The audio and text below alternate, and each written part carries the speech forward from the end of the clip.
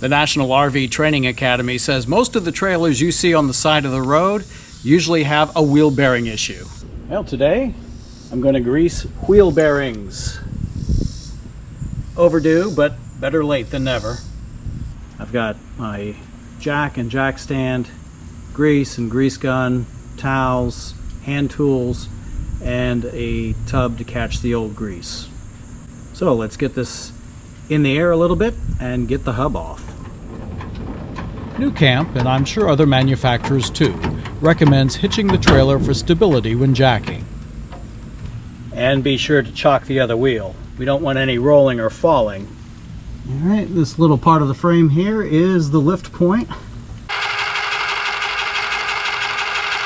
A car jack with enough height works. In fact, it's probably not a bad idea to test jacking up your trailer when you first get it.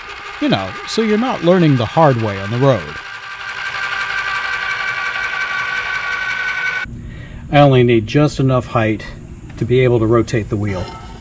New Camp uses Valvoline multi-vehicle grease for GM cars, so I'm using the same. Check what your trailer has and use at least compatible grease. Most every trailer for at least the last decade can be quickly lubed.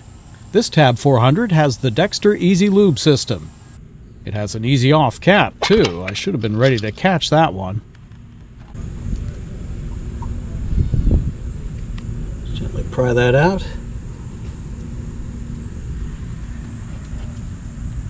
Alright, next I'm going to load a cartridge.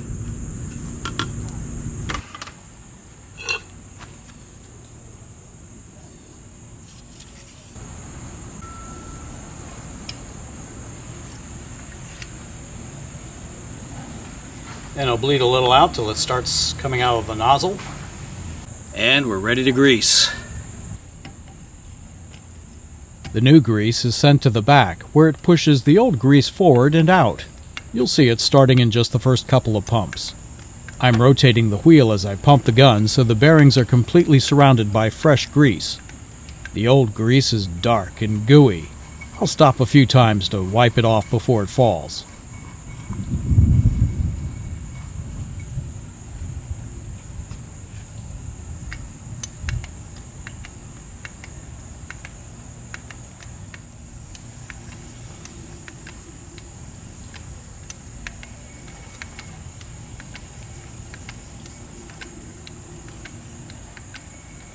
You'll start to see the brighter color grease come through as it's being exchanged with the old grease.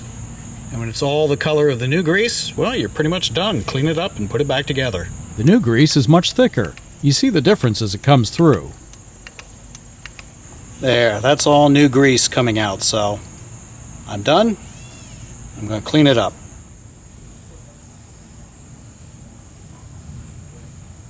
Old grease is on the left, new grease on the right. I've simply just wiped out the outer seal, and I'm going to put it right back where it was.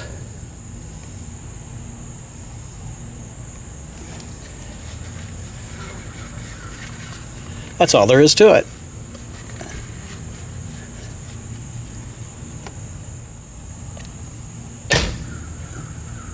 Done. The same procedure is repeated for each axle you have. I only have one more. We all check our tires much more than our bearings. But if your bearings fail, you're going to be stuck with perhaps much more work and expense than with a tire. This is easy maintenance to be done every 12 months or 12,000 miles, whichever comes first. It's maybe best to do it at the start of your travel season for peace of mind.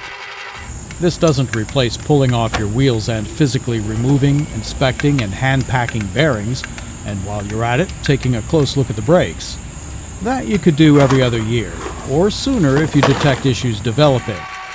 While you can do all this yourself with minimal effort, it is a good idea to have an expert at least take a quick look once in a while.